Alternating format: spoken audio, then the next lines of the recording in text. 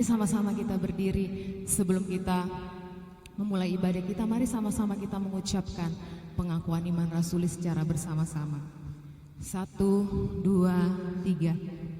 Aku percaya kepada Allah, Bapa yang Maha Kuasa, Pencipta langit dan bumi, dan kepada Yesus Kristus, Anaknya yang tunggal Tuhan kita, yang dikandung daripada Roh Kudus, dari anak darah Maria, yang menderita di bawah pemerintahan Pontius Pilatus, disalibkan, mati dan dikuburkan, turun ke dalam kerajaan maut. Pada hari ketiga, bangkit pula dari antara orang mati, naik ke sorga, duduk di sebelah kanan Allah, Bapa yang Maha Kuasa, dan akan datang dari sana untuk menghakimi orang yang hidup dan yang mati. Aku percaya kepada Roh Kudus, gereja yang kudus dan am, persekutuan orang kudus, pengampunan dosa, kebangkitan orang mati, dan hidup yang kekal. Amin. Bapak Ibu silakan tundukkan kepala kita. Secara pribadi mari kita datang ke hadirat Tuhan. Kita bersyukur atas segala kebaikan Tuhan pada hari ini. Haleluya Tuhan, terima kasih. Bapa, dalam nama Tuhan Yesus, Engkau sungguh baik dalam hidup kami. Pada hari ini Tuhan, kami berkumpul bersama-sama. Kami mau datang menyembah Engkau. Kami mau datang memuji Raja di atas segala Raja. Yesus namanya yang menjadi penyelamat hidup kami Tuhan. Biarlah Tuhan curahkan hadirat-Mu di setiap jemaat, di setiap kami Tuhan pada pagi hari ini. Roh pujian, penyembahan, roh pengenalan akan Yesus yang terus dicurahkan. Supaya Tuhan kami menjadi orang-orang Kristen, orang-orang yang mengikuti Yesus, yang terus percaya kepada Yesus dengan hidup sungguh-sungguh. Tuhan, curahkan hadirat-Mu di tempat ini di Jemaat Rema Tuhan. Tutup bungkus kami semua dengan kuasa darah Yesus. Kami tidak mengizinkan kuasa kegelapan dalam bentuk apapun yang mau mencoba mengganggu kami, mau mengalihkan perhatian kami. Kami ikat, patahkan, hancurkan di dalam nama Yesus. Biarlah hadirat Tuhan dicurahkan. Kami percaya Yesus, Engkau menjamah setiap kami pada pagi hari ini. Dan biarlah segala kemuliaan, segala pujian, segala kejayaan hanya bagi nama Tuhan Yesus. Mari sama-sama kita katakan amin. Bapak Ibu kita tetap berdiri. Pada pagi hari ini kita mau datang menyembah Tuhan Yesus. Firman Tuhan mengatakan dalam Mazmur 100 ayat yang keempat, masuklah melalui pintu gerbangnya dengan nyanyian syukur, ke dalam pelatarannya dengan puji-pujian. Bersyukurlah kepadanya dan pujilah namanya. Amin. Sama-sama kita berdiri, kita mau memuji nama Tuhan.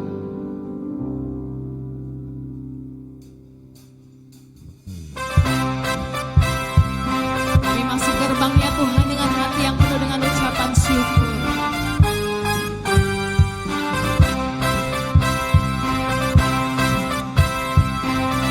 Mari sama-sama jemaat Tuhan naikkan pujian ini. Memasuki gerbangnya dengan hati bersyukur, halamannya dengan puji.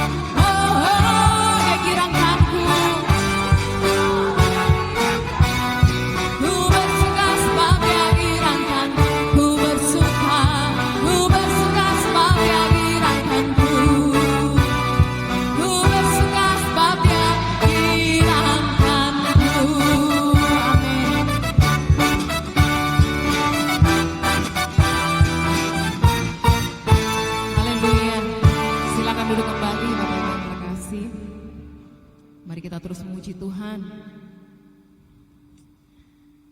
Kami bersyukur Tuhan bahwa Engkau selalu menjadi pengharapan dalam hidup kami. Biar pada pagi hari ini Tuhan, bahkan sepanjang hidup kami terus memuji nama Yesus. Mulut dan bibir kami terus memuji, membesarkan nama Tuhan Yesus.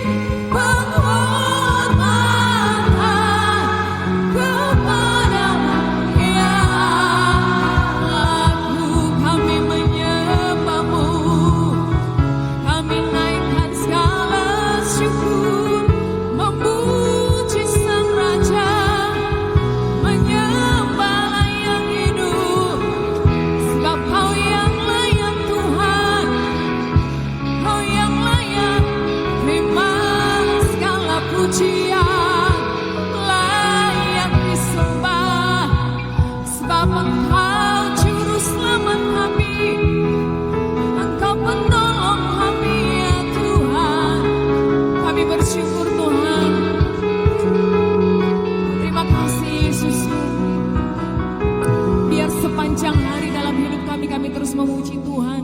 Kami terus meninggikan nama Yesus Raja dalam hidup kami. Terima kasih Tuhan Yesus, terima kasih. Biar di tempat ini, bahkan sepanjang hidup kami, hanya nama Yesus yang kami tinggikan, yang kami puja, yang kami sembah. Mari jemaat Tuhan sama-sama katakan amin. Kita terus memuji Tuhan sambil berdiri. Jangan pernah lupa nama Tuhan. Dia nama yang indah, nama yang menjadi pengharapan dalam hidup kita. Amin. Terus memuji Tuhan. Kemenangan iman nomor 207. Ingat akan nama Yesus, kau yang susah dan sedih. Nama itu menghiburmu kemanapun engkau pergi.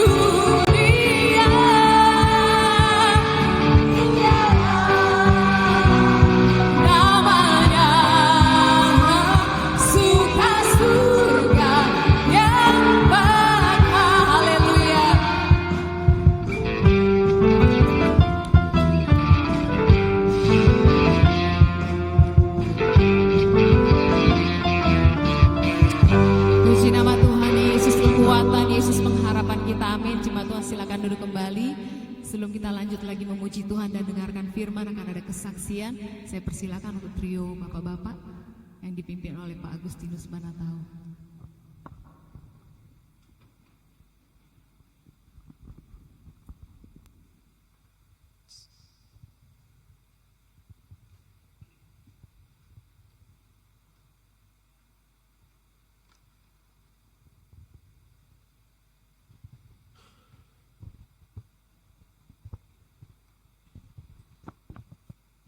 Saudara-saudara, kami bertiga akan menyanyikan pujian bagi Tuhan dalam bahasa Inggris. Tapi terjemahan dalam bahasa Indonesianya ada di layar TV, bahwa dulu kehidupan yang lama dan kehidupan yang baru, dulu hidup dalam kegelapan, sekarang hidup di dalam cahaya Tuhan. Saudara, baca saja teks bahasa Indonesianya dan kami akan menyanyikan dalam bahasa Inggris. Saya menyanyikan ini bersama dengan Pak Markus, Pak Johan Handoyo dan Pak Jeffrey Rusli. Itu tahun sekitar berapa tahun lalu ya? 20 tahun lalu. Lebih. Gitu, 30 tahun lebih, 35 tahun lalu. Ya, waktu itu kami saya masih bujang. Beliau sudah menikah. Baik.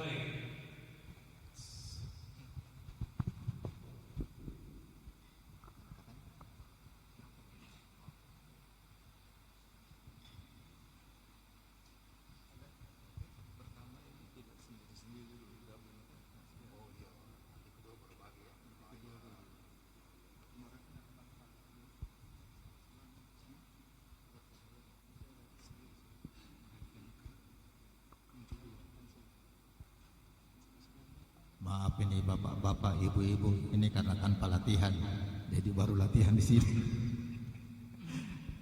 Ya oke. Tes.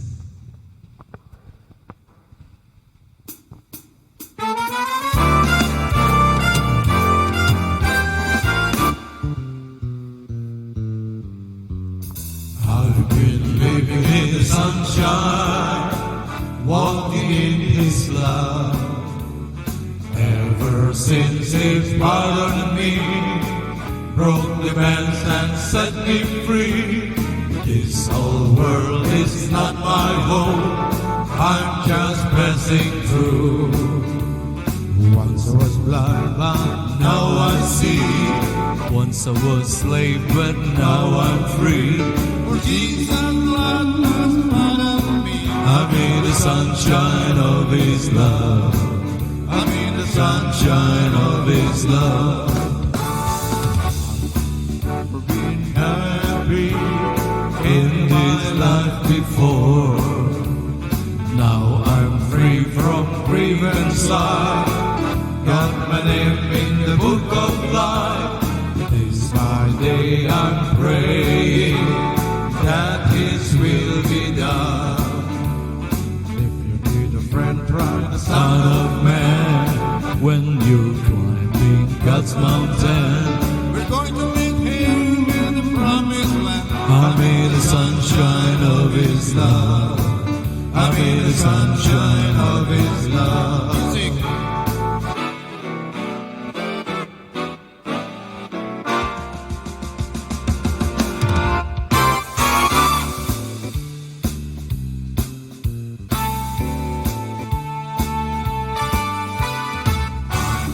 Living in the sunshine, walking in His love. Ever since He's pardoned me, broke the bands and set me free. This whole world is not my home, I'm just pressing through. Once I was blind, but now I see. Once I was slave, but now I'm free. For Jesus' blood has pardoned me. I'm in the sunshine of His love. I'm in the sunshine of His love. I've never been so happy in my life before. Now I'm free from grief and strife. Got my name in the book of life. Day by day I'm praying that His will be done. If you need a friend, try the Son of Man. When you're climbing God's mountain, We're going to meet Him in the promised land. I'm in the sunshine of sunshine of His love. Give me the sunshine of His love.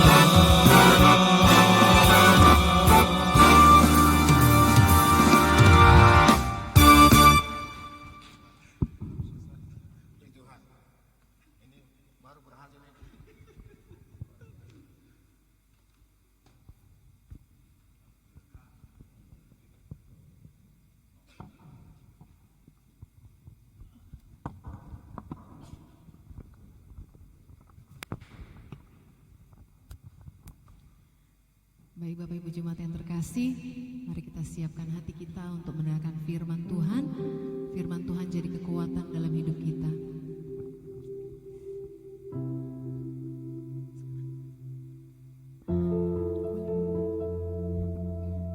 Bapak Ibu minta maaf, akan ada satu kesaksian pujian lagi.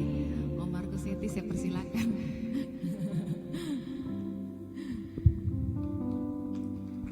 Kita tepuk tangan dulu.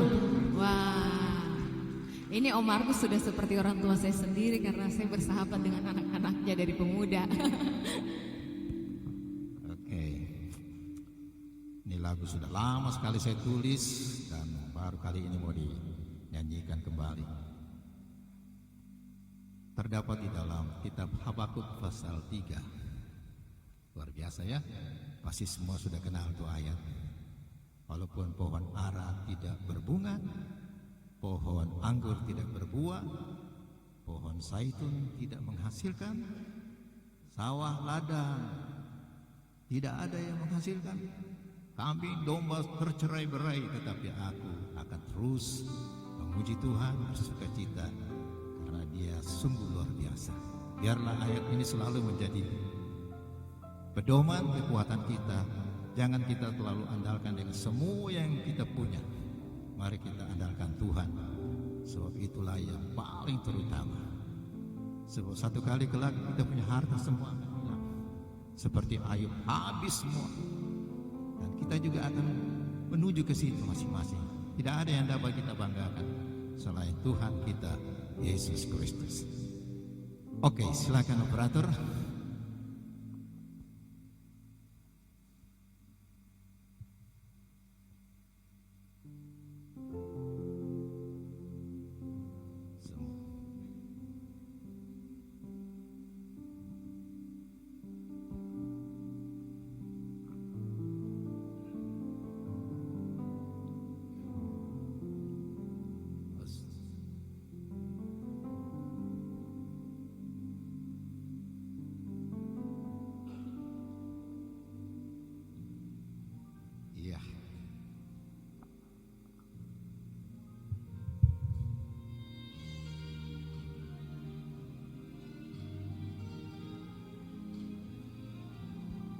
Sekalipun pohon ara tiada berbunga, sekalipun pohon anggur tiada berbuah, namun aku selalu mau tetap bersyukur, sebab kasih Tuhan nyata dalam hidupku. Sekalipun pohon zaitun mengecewakan, sekalipun sawah ladang tak menghasilkan, namun aku selalu mau tetap bersyukur, sebab kasih-Mu kekal selamanya. Langit dan bumi ciptaan-Mu yang terbesar, alam semesta indah mengagung dan mulia. Walaupun aku yang hina ini nampak tiada berarti, namun di mata-Mu berharga lebih dari segalanya. Sekalipun masa depan tak mengharapkan, sekalipun malam kelam tiada berbintang, namaku selalu mau tetap bersyukur, sebab Engkau Tuhan sumber kekuatanku.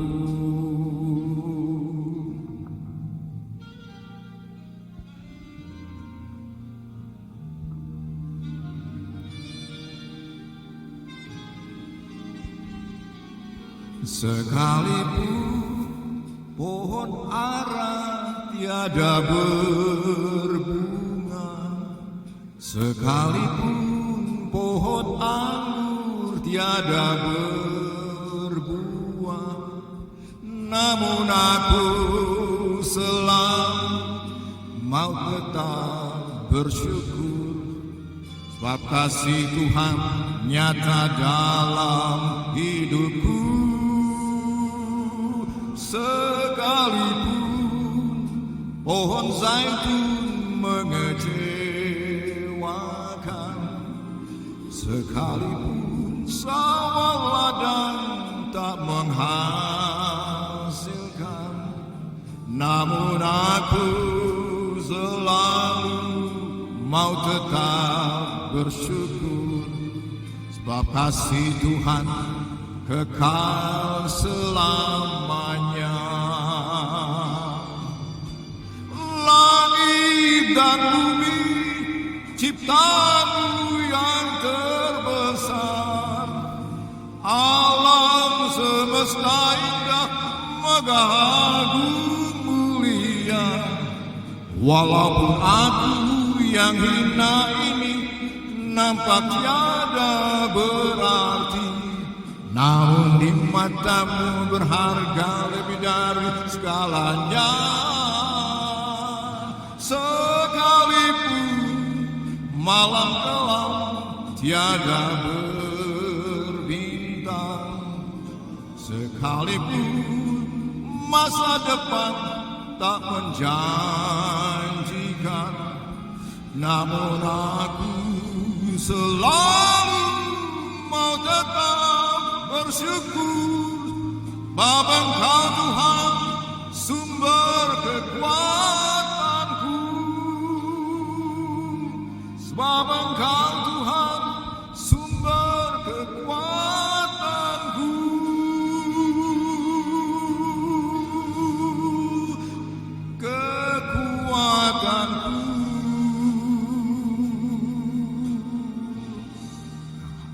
Haleluya. Luar biasa. Sudah lama tidak menyanyi lagu-lagu ini. Akhirnya Tuhan memberikan kekuatan, sukacita di hati saya. Puji Tuhan.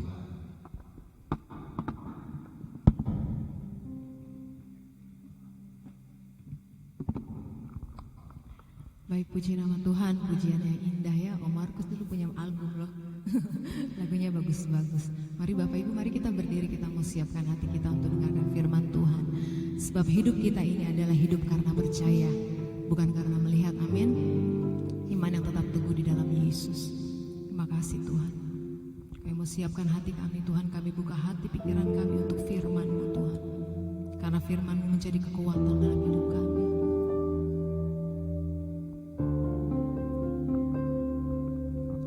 Mari jemaat Tuhan sama-sama kita naikkan pujian ini. Kekuatan di hidupku, ku dapat di dalam-Mu. Kau teguhkan hatiku, tiada yang mustahil bagimu. Sebab aku percaya, bukan karena melihat, namun karena firman-Mu yang selalu digenapi di hidupku. Ku percaya, bukan karena melihat,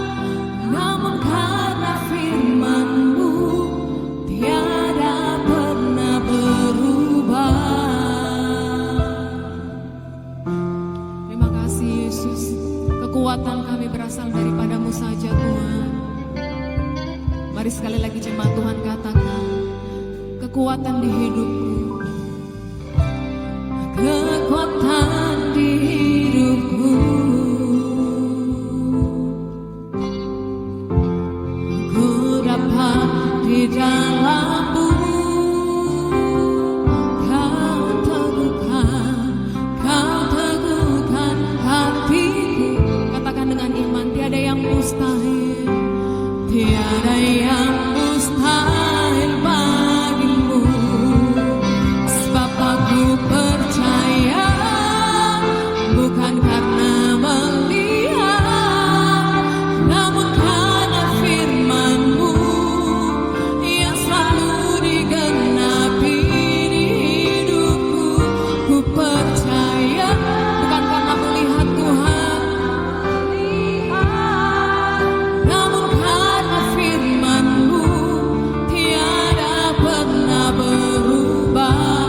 Kami dengan penuh keyakinan Tuhan, kami mau terus percaya hanya kepada-Mu. Sebab aku percaya, bukan karena melihat, namun karena firman-Mu yang selalu digenapi. Kepada hambanya saya persilakan, bukan karena melihat, namun karena firman-Mu tiada pernah berubah. Namun karena firman-Mu tiada pernah, namun karena firman-Mu, namun karena firman-Mu tiada pernah berubah. Mari kita berdoa. Biarlah pujian ini Tuhan bukan hanya sekedar keluar dari mulut kami, tetapi sungguh-sungguh dari hati kami, bahwa kami bukan hanya mau melihat, tapi kami mau percaya. Bahkan ketika kami tidak melihat sekalipun, kami tetap mau percaya bahwa segala sesuatu yang terjadi dalam hidup kami ada rancangan yang indah yang Tuhan sediakan bagi kami. Terima kasih Tuhan buat pagi hari ini. Kami mengucap syukur buat kesempatan yang Tuhan berikan bagi kami untuk ada di dalam hadirat Tuhan. Kesempatan yang tidak semua orang miliki. Tapi kami bersyukur Tuhan karena kami masih bisa menikmati indahnya hadirat Tuhan di tempat ini. Dan di tengah-tengah peribadahan kami pagi hari ini, kami mau mendengarkan firman Tuhan. Tuhan berikan kami hati seperti Maria yang mau duduk mendengar di bawah kaki Tuhan. Tuhan tolong kami supaya kami bisa fokus, kami bisa sungguh-sungguh. Semua hal yang mau mengganggu fokus kami, semua hal yang mau mendistract kami Tuhan, tolong kami supaya kami bisa menghentikan itu semua. Tolong kami supaya kami bisa mengendalikan pikiran kami, agar waktu ini Tuhan menjadi waktu di mana kami berbicara dengan Tuhan, menjadi waktu di mana kami mendengarkan suara Tuhan. Engkau memberikan kami roh pengertian supaya kami mengerti firman Tuhan dan bisa melakukannya dalam kehidupan kami. Dan kami percaya Tuhan ada di tengah-tengah kami saat ini. Dan Kau berbicara kepada setiap pribadi yang ada di tempat ini.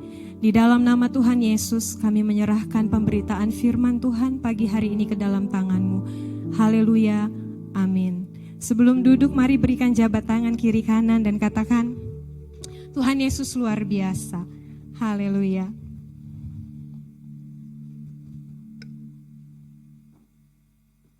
Ya, boleh duduk Bapak Ibu. Shalom. Ada sukacita pagi hari ini, amin. Saya mau melihat tangan-tangan yang diberkati Tuhan. Puji nama Tuhan, beri kemuliaan buat Tuhan kita yang dahsyat. Haleluya. Ya, sekalipun cuaca di luar kadang hujan, kadang panas, tapi itu tidak mengurangi semangat kita untuk datang kepada Tuhan, amin. Dan mungkin sebagian dari jemaat juga ada yang sedang berpergian keluar kota oleh karena liburan yang cukup panjang. Saya juga sudah libur hampir seminggu dan seminggu ke depan saya libur Bapak Ibu. Jadi banyak yang ada di luar kota dan juga ada yang sedang sakit. Tapi kita bersyukur pagi hari ini kita mendapatkan kesempatan untuk ada dalam hadirat Tuhan, amin. Mari kita buka firman Tuhan dalam Matius pasalnya yang ke-13.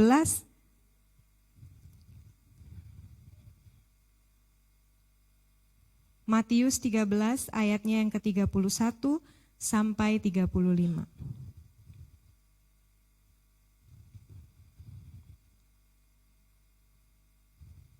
Mari kita baca secara berganti-gantian. Matius pasalnya yang ke-13 ayat 31 sampai 35. Saya akan membacakan ayatnya yang ganjil. Bapak Ibu akan membacakan ayatnya yang genap. Begitu seterusnya sampai ayatnya yang ke-35. Matius pasal 13 ayat 31 sampai 35, perumpamaan tentang biji sesawi dan ragi. Demikian firman Tuhan. Yesus membentangkan suatu perumpamaan lain lagi kepada mereka, katanya, hal kerajaan sorga itu seumpama biji sesawi yang diambil dan ditaburkan orang di ladangnya.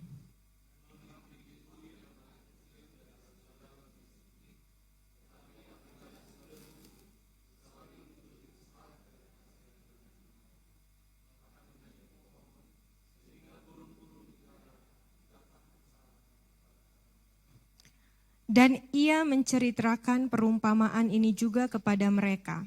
Hal kerajaan sorga itu seumpama ragi yang diambil seorang perempuan dan diadukan ke dalam tepung terigu, 3 sukat sampai kamir seluruhnya.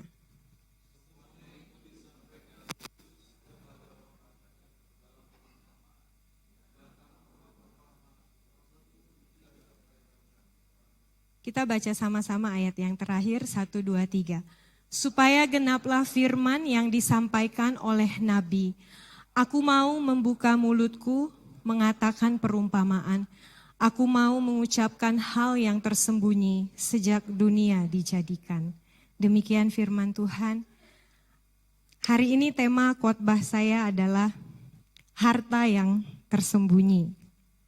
Bapak Ibu, saya mau mengawali firman Tuhan pagi ini dengan pertanyaan. Jika Bapak Ibu menemukan sebuah harta karun, apa yang Bapak Ibu harapkan? Isinya apa? Pasti langsung di pikirannya, uang. Ya, ada yang senyum-senyum, berarti sama ya, uang. Saya berharap menemukan harta karun uang yang isinya 1 miliar. Atau bahkan 1 triliun mungkin gitu ya. Untuk membayar semua cicilan-cicilan hutang saya begitu ya. Tapi mungkin ada juga yang di dalam pikirannya, harta karun saya mau emas. Kalau ibu-ibu emas. Atau berlian. Ya, atau masih banyak lagi. Atau mungkin ada yang pengen dapat harta karun seperangkat alat memasak. Mungkin aja ya. Ada mungkin yang mau. Nah Bapak Ibu, kita pasti punya harapan kalau kita menemukan harta karun. Kita pengen dapat ini, dapat ini. Nah Bapak Ibu, hari ini saya mau menyampaikan tentang harta karun yang sebenarnya kita miliki. Dan itu jauh di atas segalanya yang ada di dunia ini. Namun seringkali kita orang-orang percaya tidak menyadari hal itu. Mari kita lihat firman Tuhan yang kita baca pagi hari ini.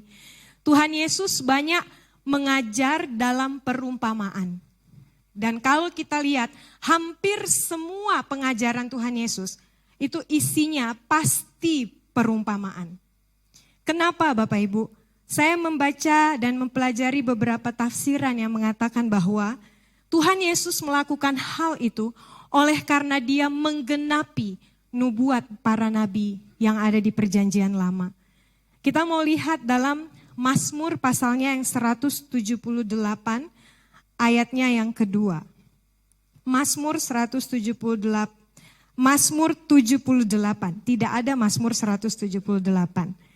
Mazmur 78 ayatnya yang kedua. Saya akan bacakan bagi kita semua, ini dalam versi bahasa Indonesia. Tapi kalau dalam versi bahasa Inggrisnya Amsal di situ diterjemahkan sebagai parable atau perumpamaan. Aku mau membuka mulut mengatakan Amsal. Aku mau mengucapkan teka-teki dari zaman purbakala. Mazmur ini dituliskan oleh Asaf. Dan menurut tafsiran ini menggambarkan tentang kehadiran Mesias di masa yang akan datang. Bahwa Mesias yang akan datang di masa depan, maksudnya di masa perjanjian baru, akan mengajar dalam bentuk perumpamaan. Bapak Ibu jemaat Tuhan, saya sering kali mendapatkan di internet, di video-video yang tersebar, mengatakan bahwa Yesus tidak pernah mengatakan bahwa dia adalah Tuhan. Tapi sebenarnya Bapak Ibu, kalau kita melihat isi pengajaran-pengajaran Yesus, Yesus banyak kali menyatakan dirinya sebagai Mesias dan Tuhan. Salah satunya ketika dia mengatakan, Anak manusia berkuasa untuk mengampuni dosa. Hal itu dikatakannya kepada orang-orang Yahudi pada zaman itu untuk mengungkapkan jati dirinya. Bahwa aku adalah Allah yang menjadi manusia. Dan kuasa untuk mengampuni dosa diberikan kepadaku. Karena aku adalah Tuhan. Hal yang kedua yang Yesus sampaikan, dia adalah Tuhan melalui perumpamaan. Karena pengajar-pengajar Israel di zaman itu tidak mengajar seperti Yesus dalam perumpamaan. Dan Yesus melalui setiap perumpamaan yang dia sampaikan, dia mau menyampaikan bahwa saya adalah Tuhan. Makanya saya adalah Allah, Mesias yang dijanjikan dalam perjanjian lama. Dan aku menggenapinya dalam setiap cerita perumpamaan yang aku ceritakan. Dan itu enggak dilakukan oleh ahli Farisi dan ahli Taurat di zaman itu. Jadi kalau misalnya masih ada orang yang bilang Yesus enggak pernah bilang dirinya Tuhan. Saya berani katakan dan saya berani buktikan. Orang yang tahu firman Tuhan pasti paham bahwa banyak kali Yesus menyatakan dirinya sebagai Mesias yang dijanjikan dalam perjanjian lama. Jadi kita gak salah pilih juru selamat. Amin. Bapak Ibu jemaat Tuhan, mari kita lihat apa arti dari setiap perumpamaan yang hari ini kita baca. Kita mau lihat yang pertama tentang biji sesawi. Bapak Ibu pernah lihat biji sesawi? Saya pernah bawa dari Israel ke sini. Dan biji itu sangat kecil. Umpamanya dia kayak titik saja, begitu. Dan ukurannya itu hanya sebesar 1 milimeter. Beratnya sekitar 1 miligram. Kebayang bahwa itu biji yang kecil sekali. Tapi kalau biji itu ditanam Bapak Ibu, biji itu akan bertumbuh menjadi pohon yang sangat besar. Dan tadi yang kita baca dari ayat-ayat dari Matius 13 ayat 31 sampai 35 bahkan dikatakan di situ, ketika biji sesawi itu tumbuh menjadi pohon, dia bisa menjadi tempat di mana burung-burung datang dan membuat sarang mereka. Artinya biji sesawi itu kecil, tetapi bisa membuat sesuatu yang besar. Hal yang kedua yang Tuhan Yesus sampaikan, ragi. Bapak Ibu pernah lihat ragi? Yang bikin kue biasa tahu ragi itu apa. Ragi itu kalau dimasukkan dalam adonan, dia akan membuat adonan itu menjadi mengembang. Jadi kalau saya cari di Google, ragi itu adalah bahan penting dalam membuat adonan roti dan kue yang berfungsi membuat adonan dapat mengembang. Ragi akan memfermentasi karbohidrat dan menghasilkan karbon dioksida sehingga menciptakan alkohol dalam tepung. Itu yang menyebabkan dia mengembang. Ragi itu gak kelihatan kalau dia masuk di dalam tepungnya. Tapi dia bisa bikin roti itu jadi mengembang. Dan Tuhan Yesus mengatakan kerajaan sorga itu seumpama biji sesawi. Seumpama ragi. Dia kecil tapi dia memberikan dampak yang besar. Apa itu kerajaan sorga? Kita lihat lagi Bapak Ibu. Kerajaan sorga, saya coba cari di tafsiran biar kita sama-sama mengerti ya. Ungkapan kerajaan sorga Ibrani, saya nggak tahu ini bacanya benar apa tidak. Malekut Shamayim, dalam pengharapan Yahudi sesudah pembuangan, mengandung unsur campur tangan Allah yang sungguh diharapkan oleh orang Israel untuk memulihkan kebahagiaan umatnya dan membebaskannya dari kuasa musuh. Jadi setelah pembuangan itu bangsa Israel menantikan Mesias. Mereka punya pengharapan bahwa Mesias yang akan datang itu akan membawa kerajaan Allah di tengah-tengah dunia ini. Tapi ekspektasi atau harapan dari orang-orang Yahudi tentang kerajaan Allah atau tentang Mesias, ini adalah kerajaan yang nanti akan didirikan di tengah-tengah dunia ini. Kerajaan yang punya otoritas, kerajaan yang berkuasa atas dunia, yang punya kekuasaan, power, kekayaan, dan ini pikiran dunia. Ini yang diharapkan oleh orang-orang Yahudi. Mereka tidak menyangka bahwa ternyata kerajaan sorga sebenarnya sama dengan kata kerajaan Allah. Hanya Matius memakai kata kerajaan sorga, sementara Markus dan Lukas menggunakan kerajaan Allah. Karena Matius menuliskan ini untuk orang-orang, saya lupa antara non-Yahudi atau Yahudi. Orang-orang non-Yahudi, orang-orang Yahudi yang mereka tidak menyebut Allah secara langsung. Sehingga Matius menuliskan ini untuk mereka supaya lebih mudah diucapkan, yaitu kerajaan sorga. Kerajaan sorga di sini dibawa oleh Mesias yang bernama Yesus, yang lahir dari Maria dan Yusuf.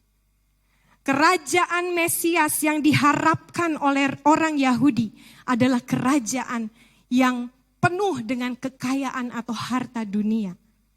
Makanya orang-orang ahli Farisi dan ahli Taurat, Bapak Ibu, ditegur sama Tuhan Yesus dalam Matius pasal 5, Matius pasal 6. Di situ Tuhan Yesus menegur tentang gila akan harta, mamon. Di situ Tuhan Yesus ajarkan untuk pemimpin-pemimpin Yahudi oleh karena fokus mereka kepada hal-hal duniawi. Tetapi Yesus yang adalah Mesias, dia datang memberitakan tentang kerajaan sorga yang berbeda dari ekspektasi dunia. Kerajaan sorga yang Tuhan Yesus bawa adalah kerajaan yang bicara tentang kesederhanaan, penderitaan di kayu salib. Dan ini semua tidak masuk di pikiran orang Yahudi, bahkan orang-orang dunia hari ini. Orang-orang dunia mau supaya kerajaan sorga atau mengikuti Yesus harus kaya. Mengikuti Yesus harus diberkati. Tapi yang Yesus ajarkan adalah kerajaan sorga itu seumpama biji sesawi, seumpama ragi. Dia kecil, tapi dia memberikan pengaruh. Kecil. Yesus, saya baca di satu tafsiran yang mengatakan Yesus adalah Tuhan, tapi menjadi manusia. Sama seperti kita. Yesus datang dari kalangan orang Yahudi yang kecil seperti Maria dan Yusuf yang membawa burung merpati ke bait Allah dan itu menandakan kesederhanaan mereka. Yusuf adalah tukang kayu, bukan orang yang dipandang saat itu. Bahkan dia pun lahir bersama dengan gembala-gembala. Dia memanggil 12 muridnya, bukan dari kalangan orang-orang kaya, bukan dari kalangan orang berada. Tapi murid-murid Yesus adalah nelayan-nelayan kecil dan pemungut cukai yang dia panggil. Tapi Bapak Ibu lihat, dari orang-orang sederhana ini, kerajaan sorga diberitakan sampai hari ini. Dari yang kecil, Tuhan membuat itu menjadi besar. Dan hari ini Bapak Ibu dan saya masih bisa menikmati kerajaan sorga lewat setiap Injil yang diberitakan. Amin. Dan ini adalah harta yang kadang-kadang kita tidak sadari. Bapak Ibu jemaat Tuhan, hari ini pemberitaan Injil kerajaan sorga adalah tugas saya dan Bapak Ibu. Benih atau biji sesawi itu harus kita taburkan terus. Kita harus taburkan terus sehingga kerajaan sorga di dunia ini dinyatakan kepada semua orang. Dan dia akan memberikan dampak yang besar. Amin. Saya ingat minggu lalu kita ditegur kembali melalui firman Tuhan tentang Injil. Saya juga kemarin bicara sama pengurus pemuda. Tidak akan ada pertambahan jiwa di dalam jemaat jika kita tidak pergi memberitakan kerajaan Allah. Tidak akan ada pertumbuhan secara kuantitas kalau kita hanya duduk di dalam kesibukan kita dan kita tidak memberitakan Injil kepada banyak orang. Dan hari-hari ini Bapak Ibu, jangankan orang dunia yang tidak mengenal Kristus. Kita saja sebagai orang Kristen, kita tidak menganggap bahwa Injil kerajaan Allah yang kita miliki sebagai sesuatu yang bernilai dan berharga. Ada perumpamaan yang lain yang mengatakan tentang sebuah mutiara yang ditemukan di ladang. Lalu waktu orang itu menemukan mutiara itu, dia bahkan bela-belain untuk menjual semua hartanya dan membeli ladang itu supaya dia dapatkan mutiara itu. Artinya apa Bapak Ibu? Dia tahu betapa berharganya Injil itu. Dan kalau Injil itu kita miliki dalam hidup kita, kerajaan Allah itu ada di dalam hidup kita, maka harusnya kita pun pergi dan membagikan itu. Kita harus menaburkan biji sesawi itu supaya kerajaan Allah dinyatakan di tengah-tengah dunia ini melalui kehidupan kita. Saya bilang sama pengurus pemuda kemarin, tidak boleh ambil pemuda dari jemaat lain. Enggak boleh kita curi domba orang. Itu bukan pekerjaan Tuhan. Yang kita harus lakukan adalah menjangkau sebanyak mungkin jiwa dan bawa mereka kepada Kristus. Itu tugas kita. Tapi kalau setiap hari kita hanya berdiam diri, kita hanya duduk di dalam kesibukan kita dan kita tidak memberitakan Injil kepada orang-orang, maka setiap hari akan semakin banyak orang yang binasa. Itu karena mereka tidak pernah mendengarkan Injil kerajaan sorga. Bapak Ibu jemaat Tuhan, kita lihat bagaimana kehidupan Tuhan Yesus. Yesus selama dia ada di dunia ini, dia selalu memberitakan tentang kerajaan sorga. Dimanapun dia berada, itu yang dia beritakan. Karena apa? Karena sejak Tuhan Yesus ada di dunia ini, di zaman Tuhan Yesus ada pun, dunia itu sudah menolak Injil Kristus. Apalagi hari-hari ini.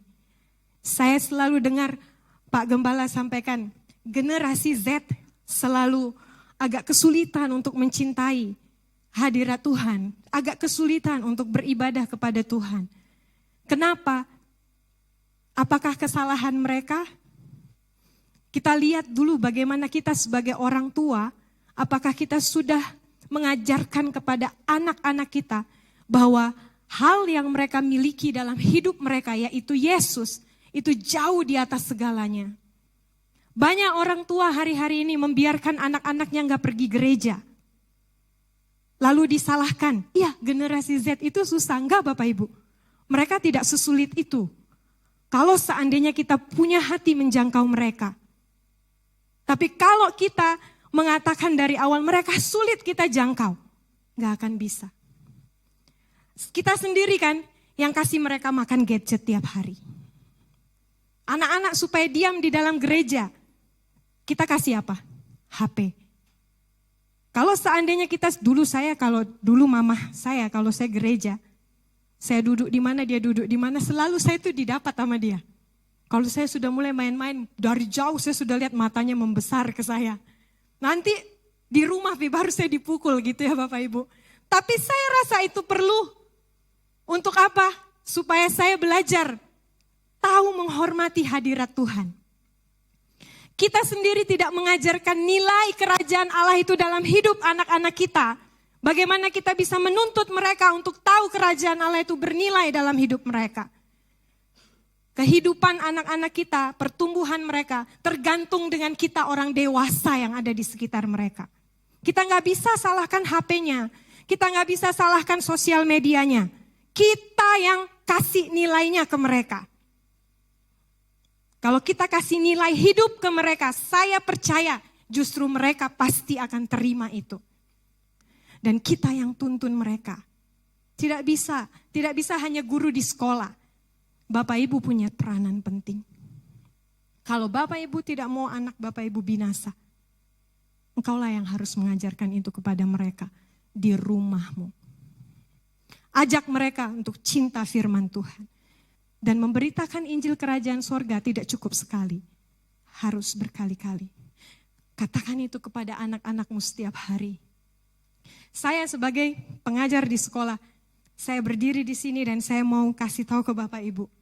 Tolong didik anak-anak kita bahwa kerajaan Allah, firman Tuhan, dan Tuhan itu jauh lebih utama di atas segalanya. Tolong ajar mereka. Jangan kita pikir, udahlah mungkin karena firman Tuhan itu tidak asyik. Udahlah games jauh lebih menarik perhatian mereka. Bapak Ibu pasti bisa. Sekalipun Alkitab itu kayak terlihat membosankan, ajar mereka untuk baca dan duduk. Baca, kasih melotot matanya. Baca, nanti sampai lama-lama dia kebiasaan. Sudahkah mereka tahu tentang Yesus? Atau jangan-jangan dia lebih tahu TikTok. Dia lebih tahu itu dance-dance, ya. Dia lebih tahu itu semua yang TikTok yang bunyi-bunyi gini. Saya bahkan tidak bisa ikuti ritmenya daripada Tuhan Yesusnya mereka. Itu PR kita. Oleh karena itu pagi hari ini saya mau ingatkan kepada kita. Semuanya, mulai dari generasi muda sampai kita yang generasi tua.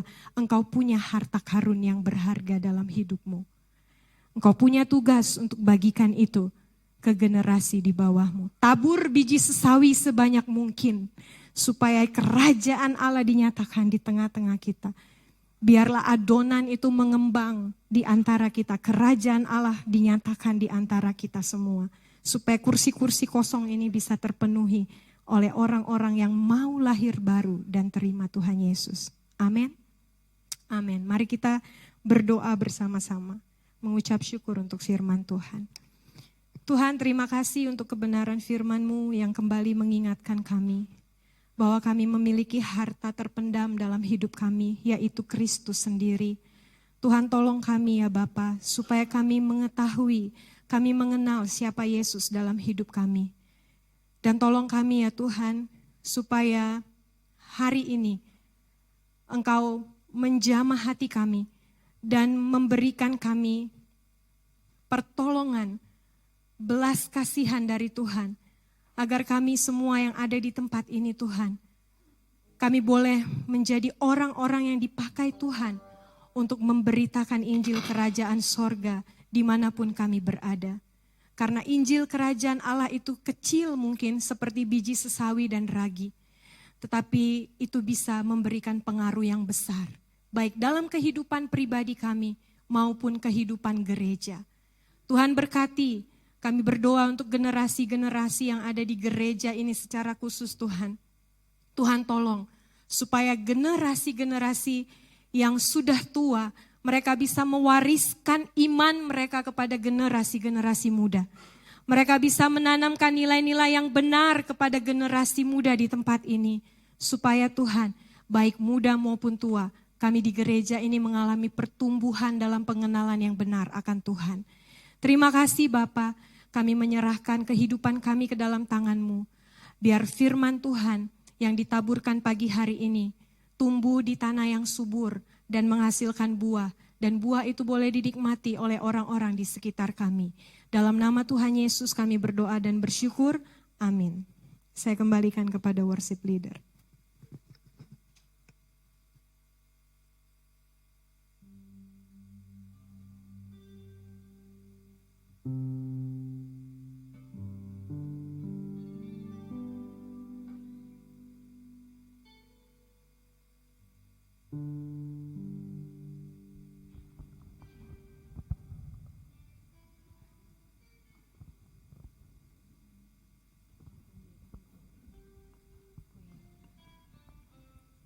Baik jemaat Tuhan, mari kita siapkan hati kita memberikan korban ucapan syukur untuk pekerjaan Tuhan di gereja ini. Yang pertama terlebih dahulu silakan jika ada yang memberikan perpuluhan, persembahan syukur yang ada kotak di depan, dan setelah itu kita akan berikan persembahan melalui tangguk persembahan yang akan dijalankan.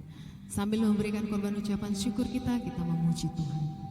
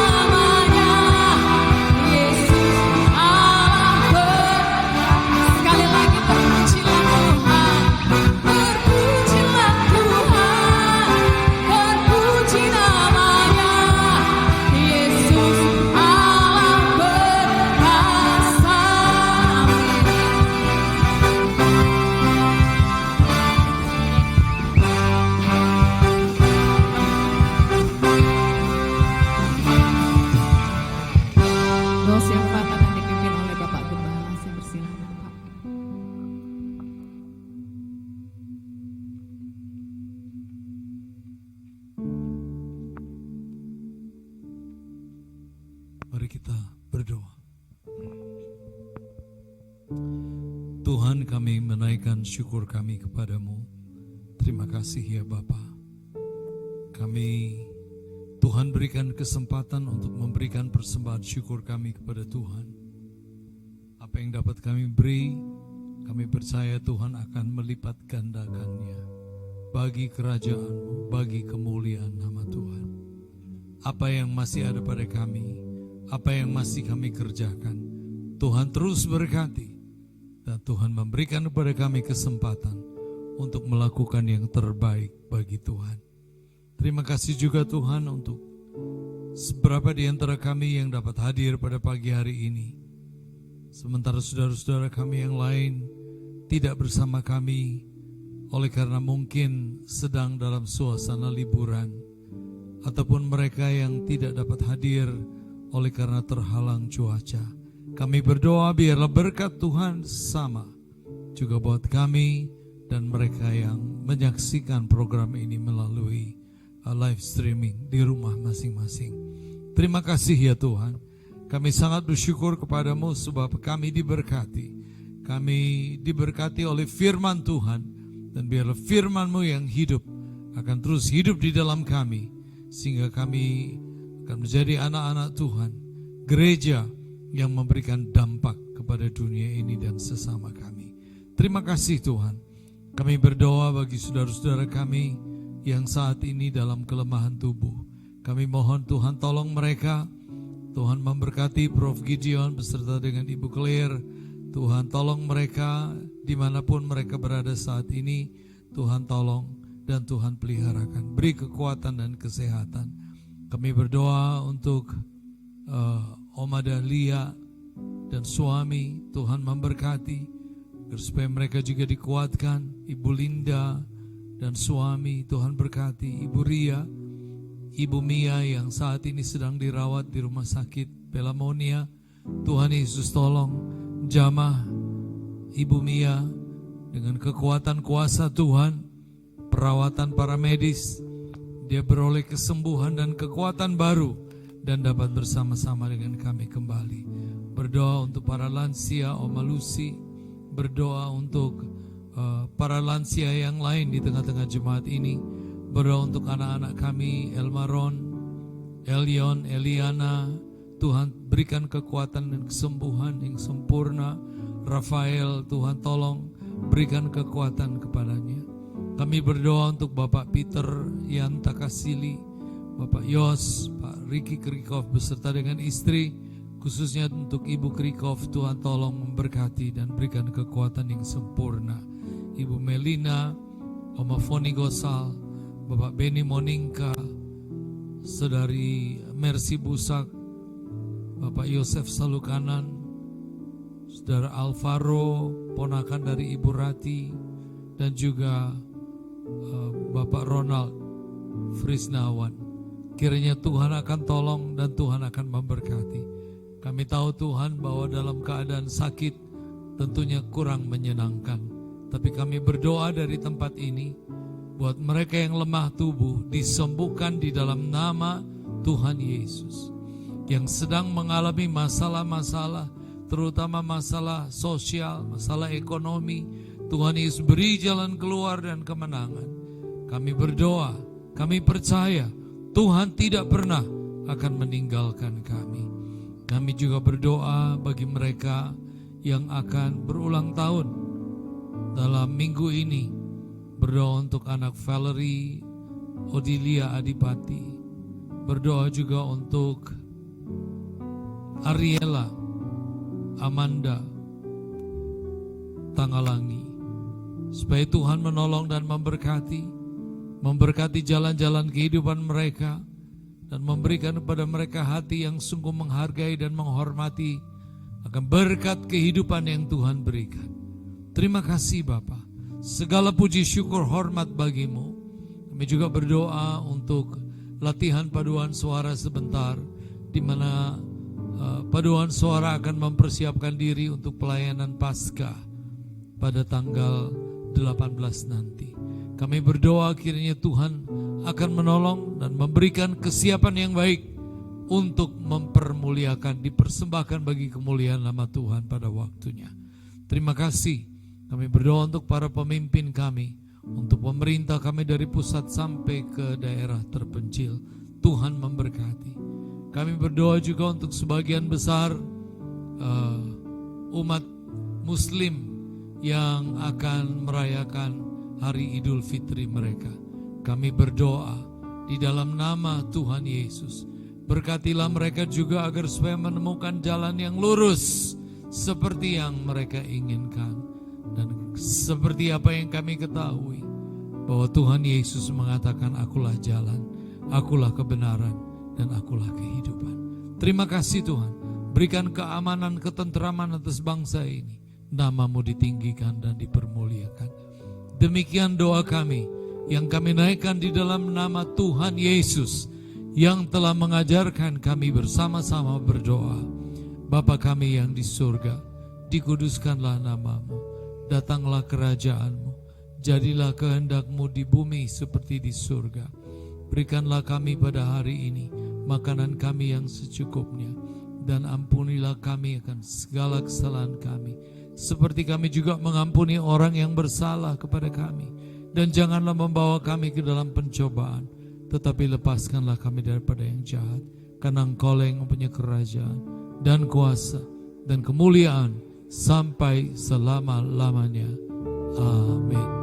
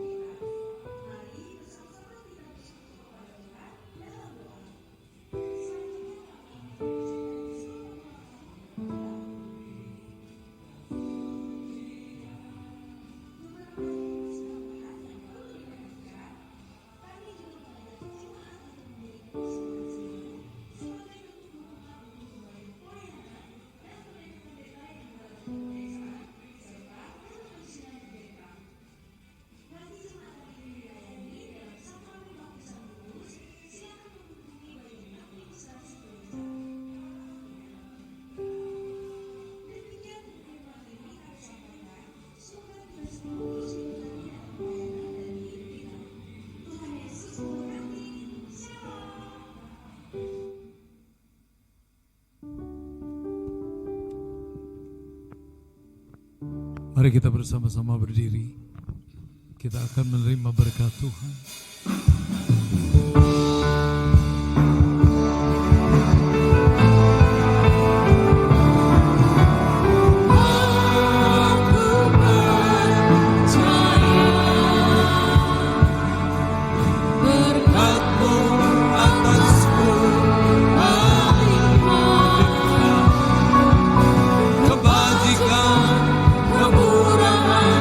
Selalu bagi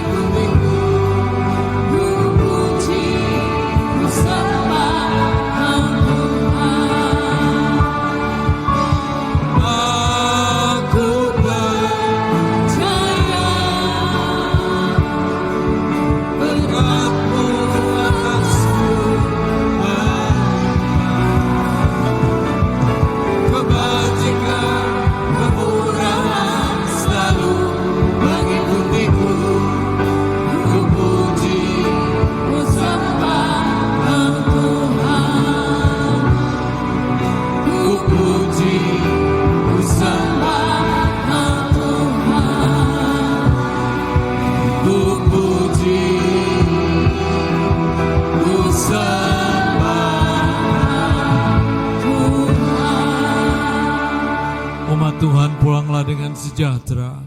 Bentangkanlah tanganmu di hadapan Tuhan dan terimalah berkat dan kasih karunia dari Allah Bapa, persekutuan di dalam anaknya Yesus Kristus Tuhan kita, dan oleh penyertaan dan urapan kuasa Roh Kudus turun atas umat Tuhan sekalian. Diberkatilah kehidupanmu saat ini sampai selama-lamanya. Puji Allah, pohon berkat. Puji Allah, pohon berkat. Puji Dia segenap bumi, di surga pun memuji-Mu. Bapa, Anak, dan Roh Kudus.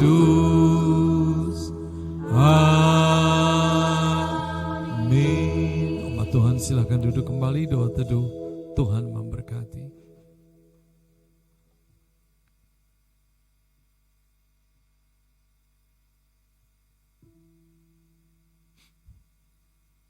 Puji Tuhan. Shalom.